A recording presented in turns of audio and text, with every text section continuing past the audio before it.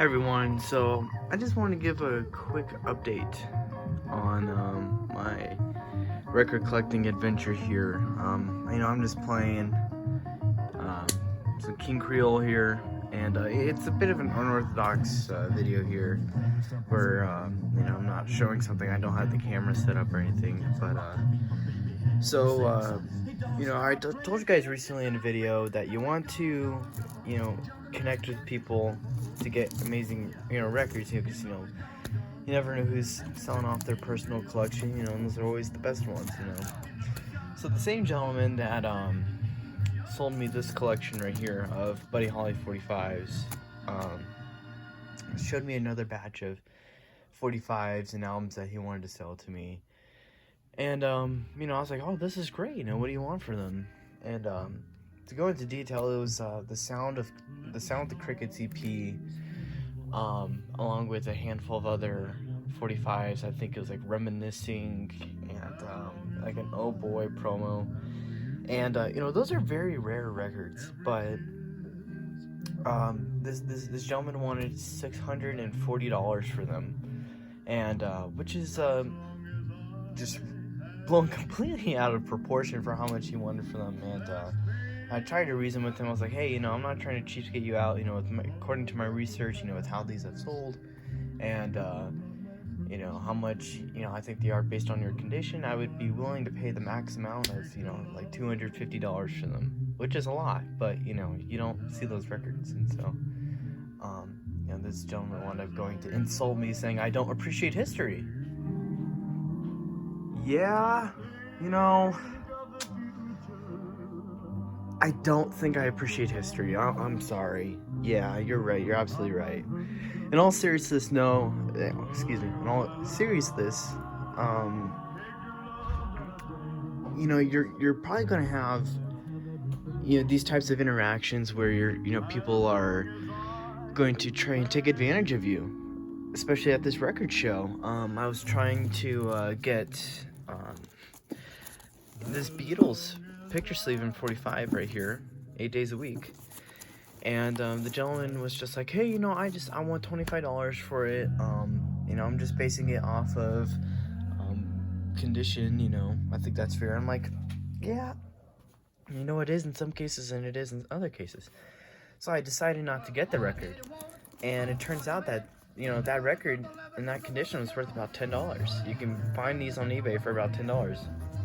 And so I wound up waiting, and I got a couple of these records here at Tiger Records for a very, very good price, of course, because they're the best record store ever.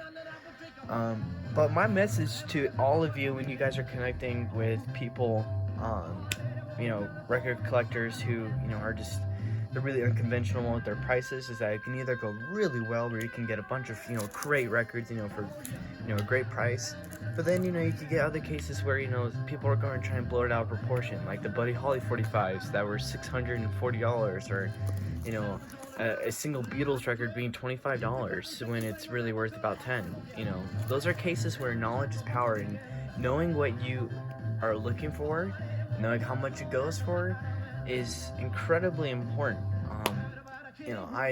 I would say, I'm getting close to my 10th anniversary of collecting Elvis records, and I would say that I'm pretty, I wouldn't say I'm exactly an expert. I've been called that before by a couple record stores, but I would say that I know my stuff well when it comes to Elvis Presley during his lifetime, and I can pretty much eyeball a record and tell if it's a good price or not.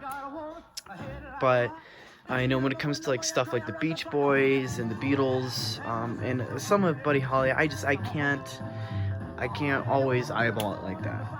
So that's why it's always important when you're going out on your record collecting to know your records, know what you're looking for, and know how much it goes for, so you're not overpaying for something, because that will happen all the time, especially at record stores. That happens all the time. The next thing I wanted to talk about here, which is something that I answered in the comment section of a post I made in the past. Someone's asking me to do an update on my 78 collection, my 78 RPMs. I got this first pressing of Heartbreak Hotel on 78 RPM.